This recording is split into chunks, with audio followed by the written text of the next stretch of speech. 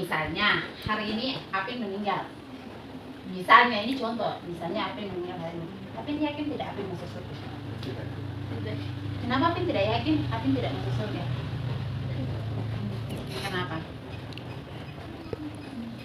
Kenapa? Karena Apin nakal apa? Oh, jadi karena Apin nakal, jadi Apin tidak yakin untuk Apin masuk surga. Oke, baiklah.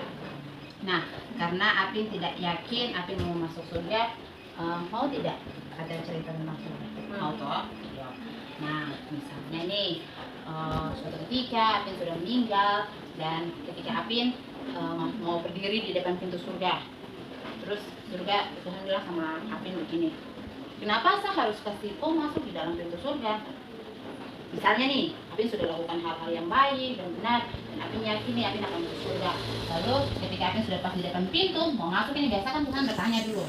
Mau tanya nih sama Apin, Apin, kok kasih alasan kenapa saya harus bisa kasih masuk di dalam surga? Kenapa Apin harus masuk surga? Baik, Apin buat baik. Tapi baiknya bagaimana? Benar, dengar-dengaran. Selain dengar-dengaran apa lagi? Tulus, selain tulus apa lagi? Suci, benar. Tidak baku marah. Tidak baku marah, betul. Tetapi benar, rajin ibadah, dengar-dengaran, tidak baku marah, benar, itu hal-hal baik. Tidak boleh baku maki. Tidak boleh baku maki. Tapi Tuhan Yesus bilang harus baik bagaimana? Harus sebaik bagaimana? Baru bisa masuk surga. Nah, kita mau punya cerita dan kabar baik. Surga adalah hadiah gratis dari Allah. Apin pernah dapat hadiah tidak dari Papa? Ketika Papa dan Mama kasih hadiah, ada Apin balas tidak? Bayar tidak? Bayar hadiahnya? Tidak tuh. Yang namanya hadiah itu adalah pemberian secara cuma-cuma, tidak perlu untuk bayar ya, tidak perlu untuk bayar. Nah, namun tidak semua orang bisa masuk surga, ya. Apa yang menghalanginya? Tidak semua orang bisa dapat masuk surga ya. Jadi surga itu adalah hadiah gratis dari Allah, tetapi tidak semua orang bisa masuk surga ya. Surga itu tidak didapat karena Apin rajin baca Alkitab, rajin berdoa, rajin membaca buku ya. Juga tidak didapat karena layak atau pantas menerimanya. Misalnya Apin dapat peringkat 1 setiap naik kelas setiap tahun, atau Apin jago nyanyi, jago dance. Surga tidak didapat seperti itu ya. Surga tidak dapat seperti itu. Karena apa? Surga tidak bisa didapat dengan hal kayak itu. Karena apa? Karena setiap manusia itu berdosa. Ya, jadi yang menghalangi Apin, Pina, Ella, Aci untuk masuk surga itu adalah dosa. Dosa itu seperti apa? Nah, ya dosa itu seperti suka apa? Menyontek, marah-marah, baku pukul. Kalau Vina dengan Apin baku pukul juga itu dosa. Kan adik kakak tidak boleh. Aci dengan Ella juga kalau baku pukul, marah-marah itu dosa ya. Itu adalah Tadi bilang gila kali. iya, tidak boleh bilang adik-adik, itu dosa namanya ya. Jadi semua hal ini dosa. Dosa itu dia semakin mengikat. Nih, dosa semakin mengikat. Semakin banyak buat kesalahan dia semakin mengikat kita. Dosa dia kalau sudah ikat berarti kita sudah bisa bernafas. Nah, bayangkan nih, andaikan ini adalah dosa-dosa semua yang Apin, Vina, Ella, Aci buat. Kira-kira bisa keluar tidak dari dosa-dosa ini? Tidak, betul. Kenapa? Sudah semakin banyak dosa, tidak bisa untuk keluar ya. Dosa itu juga diibaratkan seperti ini. Contoh, Apin tahu lumpur hisap? Ya, lumpur hidup ya. Kalau kita di Papua bilang lumpur hidup. Nah, lumpur hidup itu ketika orang jatuh di dalam lumpur itu, dia mau berdiri, mau keluar dari lumpur itu tidak bisa.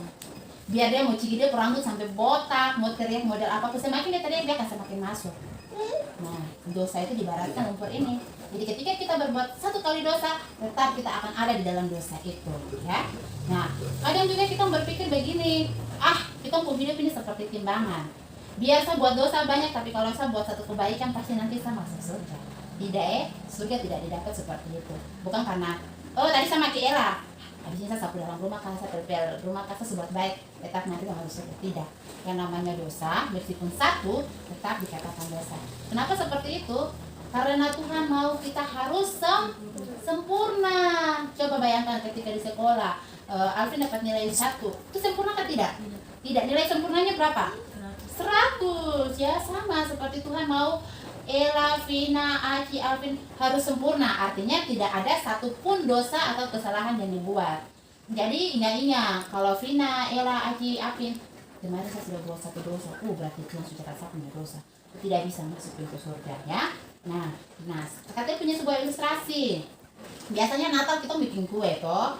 Bayangkan ketika kita mau buat kue, mama sudah siapkan terigu, mentega, telur, gula, sebagainya.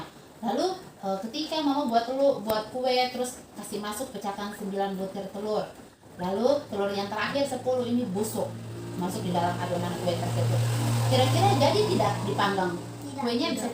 Karena apa? Busuk. Iya, telur yang satu busuk saja dia mempengaruhi adonan tersebut, tidak layak untuk dibakar, tidak layak untuk dibuat kue, tidak bisa untuk kasih makan orang, toh? Karena kan sudah busuk, toh?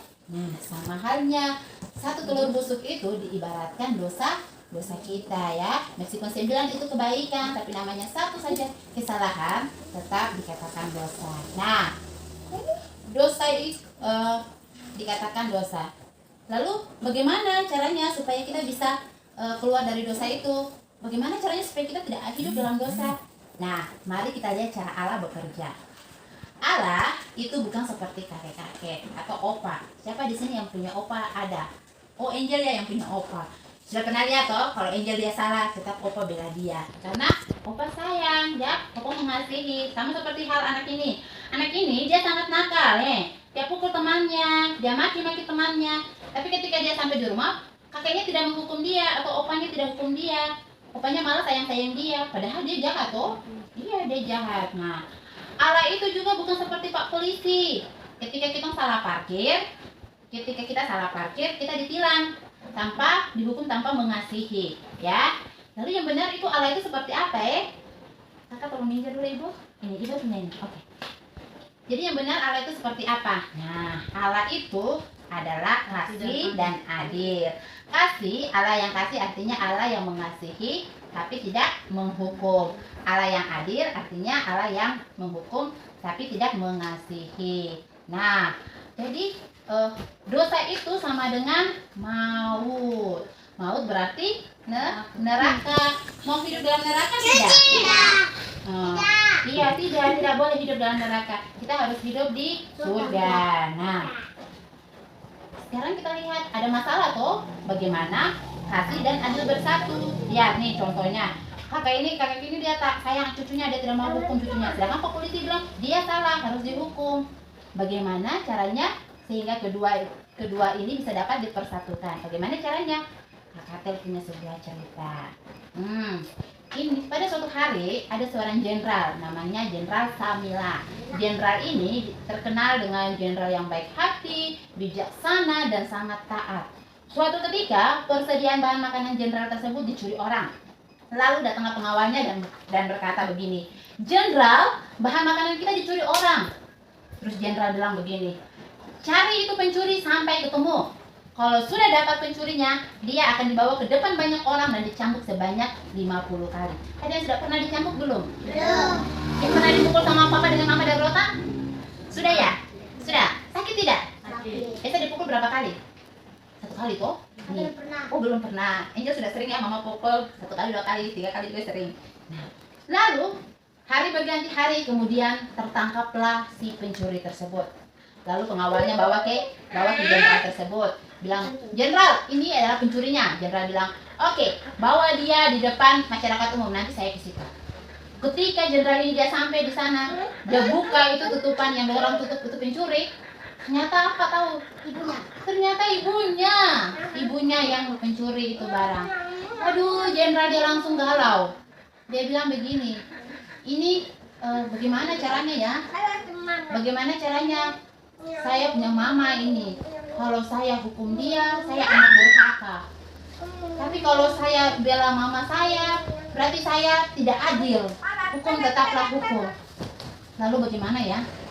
Terus kemudian ada orang-orang di situ, di tempat itu mereka bilang begini, "Wah, kalau Jenderal Samila ini dia bela dia mama, berarti dia anak biadab. Kalau Jenderal Samila dia hukum mamanya, berarti dia adil dan bijaksana." Lalu dia bilang sama orang-orang di situ, "Hukum tetap dijalankan.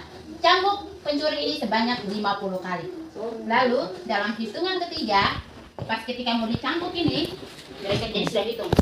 1, 2, 3, stop. Jenderal Samila bilang gitu, stop. Kemudian dia pergi dan peluk mamanya dan dia berkata, "Ibu, aku mengasihimu." Lalu dia menggantikan hukumannya. Kemudian dia buka baju kebesarannya dan dia yang dicambuk sebanyak 50 kali. Ini yang dinamakan pengorbanan. Nah, sama seperti halnya kita semua ini hidup dalam dosa. Lalu dosa kita diampuni dengan cara pengorbanan oleh siapa? Pengorbanan oleh Tuhan Yesus ya. Pengorbanan oleh Tuhan Yesus atau oleh Yesus. Nah, Yesus adalah anak Allah yang menjadi manusia, yang biasanya kita peringati pada hari lahirnya Tuhan Yesus di hari apa? Di hari apa biasa? Paskah. Salah dong. Natal. Biasa kita memperingati hari kelahiran Tuhan Yesus di hari Natal. Nah, Yesus juga mati di kayu salib ya, disalibkan karena untuk menebus dosa-dosa kita. Sebelum Tuhan Yesus mengakhiri hidupnya, Tuhan Yesus berkata, sudah selesai. Sudah selesai artinya dosa kita sudah diampuni atau ditebus, bukan ditembus ya, ditebus. Artinya semua dosa Apin, dosa Vina, dosa Ella, Angel, Aki, Emma, semuanya sudah diampuni. Tidak ada satupun dosa ya. Seperti itu. Lalu Tuhan Yesus kemudian dikuburkan dan bangkit. Nah, ketika Tuhan Yesus bangkit naik ke surga dan Tuhan Yesus menawarkan surga sebagai hadiah gratis. Ada yang mau surga? Ada yang mau hadiah gratis? Tapi jangan senang dulu. Surga ini atau hadiah gratis ini hanya didapat dengan iman. Nah, iman itu ibarat sebuah kunci. Contohnya, tadi ini Vina sama Apin dengan Kanita datang ke sini. Nah, sekarang kalau mau pulang di rumah, pintu rumahnya dikunci tidak? Kira-kira perlu berapa kunci untuk buka pintu? Nah, sama halnya seperti imannya, meskipun banyak kunci, hanya satu kunci saja yang dapat membuka pintu surga tersebut ya. Ada banyak kunci, tapi kunci-kunci yang tidak bisa membuka pintu tersebut dikatakan iman yang tidak menyelamatkan. Jadi kunci yang bisa buka pintu surga itu adalah iman yang menyelamatkan. Nah, terus pasti bingung tuh, kira-kira iman yang menyelamatkan itu seperti apa? Iman yang tidak menyelamatkan itu seperti apa? Sini, Kakak kasih tahu. Iman yang tidak menyelamatkan itu adalah iman yang hanya tahu. Artinya, ketika dia lihat orang baca Alkitab, dia baca Alkitab. Ketika lihat orang bernyanyi, dia bernyanyi memuji Tuhan. Ketika orang pergi sekolah minggu, dia pergi sekolah minggu. Ketika orang berdoa, dia berdoa. Tapi dia tidak tahu yang dia berdoa ini untuk siapa. Artinya dia cuma ikut-ikut saja. Atau biasa dong bilangin, karena sama mama Kristen, papa Kristen, jadi saya rajin sekolah minggu. Tapi dia tidak tahu kalau yang dia percaya ini siapa. Itu artinya iman yang tidak menyelamatkan. Nah, ada iman yang menyelamatkan itu adalah iman yang hanya tahu di pikirannya saja. Artinya dia tahu, Tuhan Yesus lahir. Biasanya kita peringati setiap tanggal 25 Desember. Tuhan Yesus mati kemudian bangkit. Tuhan Yesus disalibkan. Nah, dia hanya tahu saja, tapi dia tidak percaya dengan sungguh-sungguh. Itu adalah iman yang tidak menyelamatkan. Iman yang tidak menyelamatkan juga iman yang hanya sementara. Contohnya ketika Vina mau ulang tahun, Vina berdoa begini, Tuhan Yesus, saya mau ulang tahun, saya mau dapat kue ulang tahun, amin. Lalu Tuhan Yesus jawab Vina punya doa lewat tangan papa dan mama. Kemudian papa dan mama memberikan kue ulang tahun. Nah, setelah itu Vina sudah tidak berdoa lagi sama Tuhan Yesus.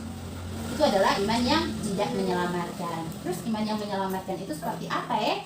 Iman yang menyelamatkan itu adalah iman yang kita percaya sungguh-sungguh bahwa Tuhan Yesus adalah juru selamat dan penebus dosa-dosa kita. Bukan karena kita baik atau layak untuk masuk surga, tapi karena dosa-dosa kita sudah diampuni. Makanya kita bisa masuk surga. Nah, kakak punya ilustrasi. Ini adalah Pak Blondin. Pak Blondin ini adalah seorang akrobat yang sangat terkenal. Suatu ketika dia melakukan atraksinya di luar gedung. Biasanya kalau akrobat itu dong bikin pentas itu dalam gedung. Tapi suatu ketika dia bikin dalam gedung.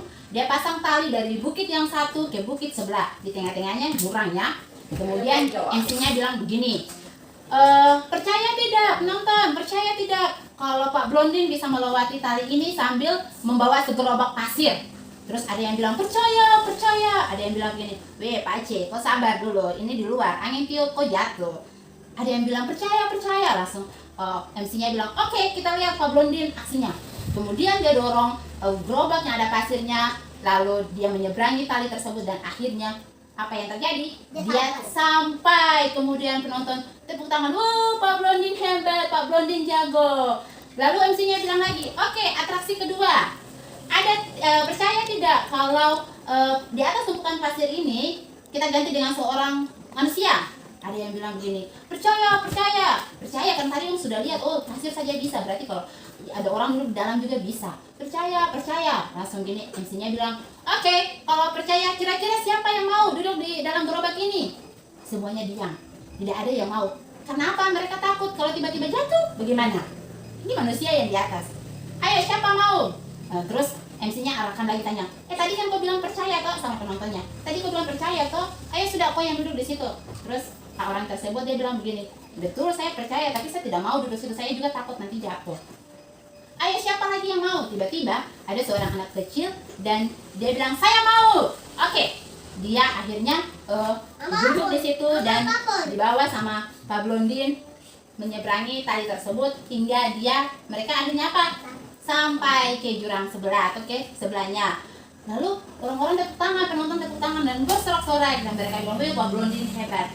Tetapi ada orang yang tertarik sama anak kecil ini. Kemudian mereka tanya sama anak kecil ini, Dek, kenapa kau berani sekali membahayakan dirimu duduk di situ? Kalau kau jatuh bagaimana? Kau tidak takut mati kan? Terus anak kecil itu dia bilang apa? Kenapa saya harus takut?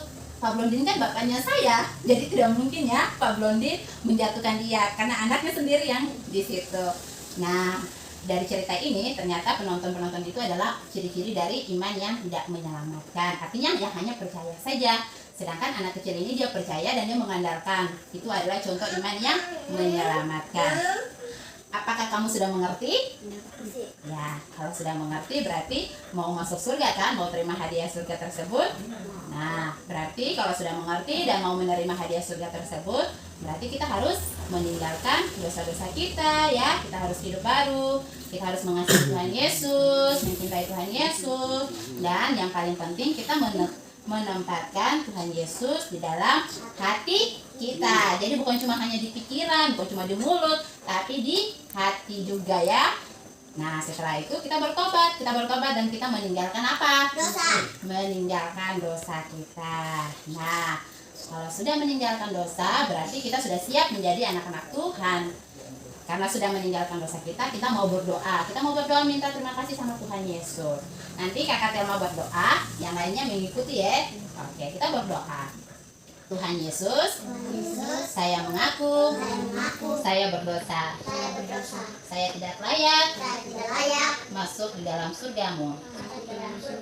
Ampunilah saya agar saya pantas untuk masuk di dalam surgamu. Dalam nama Yesus, kami berdoa. Amin. Nah, kalau sudah berdoa, berarti kita sudah disebut anak-anak Allah karena kita sudah bertobat, sudah mengaku kesalahan kita. Berarti kita sudah pantas dong masuk surga seperti apa yang dikatakan Tuhan Yesus dalam Yohanes 6 ayat 47. Nah, karena Kakak Apin sudah bisa membaca, coba Kakak Apin baca Yohanes 6 ayat 47. Aku berkata kepadamu, sesungguhnya barang siapa percaya ia mempunyai hidup yang kekal. Barang siapa percaya ia mempunyai hidup yang kekal. Artinya kita percaya berarti kita hidup kekal. Kalau mati kita akan masuk surga. Itu janji Tuhan Yesus ya, bukan janji kata buat, tapi janji Tuhan Yesus. Nah, kalau sudah percaya, biasanya kita berjabat tangan Romawi. Ada yang pernah coba jabat tangan Romawi seperti ini? Ketika jabat tangan begini, ketika kata tarik, terlepas. Artinya belum percaya betul. Jabat tangan Romawi seperti ini. Coba Alvin tarik. Tidak bisa kan? Tidak bisa dilepas toh? Nih, tidak bisa lepas. Karena kita sudah percaya, artinya Tuhan sudah pegang tangan kita ya. Terus sudah pegang tangan kita, jadi tidak akan dilepas dan tidak bisa terlepas. Nah, Tuhan juga berjanji di dalam Yohanes 10 ayat 28. Coba Eci baca.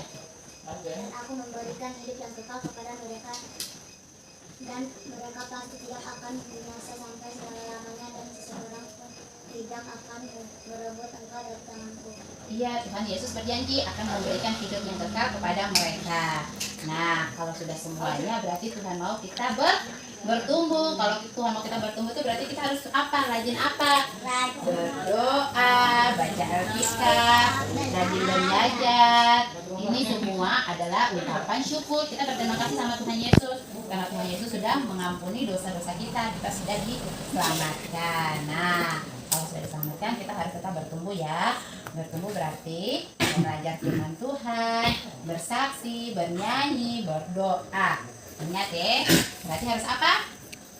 Kalau sudah diterima sama Tuhan Yesus berarti harus rajin baca Alkitab, berdoa, bernyanyi lagu-lagu sekolah minggu bukan menyanyi lagu-lagu apa itu TikTok itu. Iya toh? Tuhan Yesus bilang menyanyi lagu sekolah minggu. Oke, seperti itulah cerita surga. Terima kasih. Ini buat apa? Ini baca.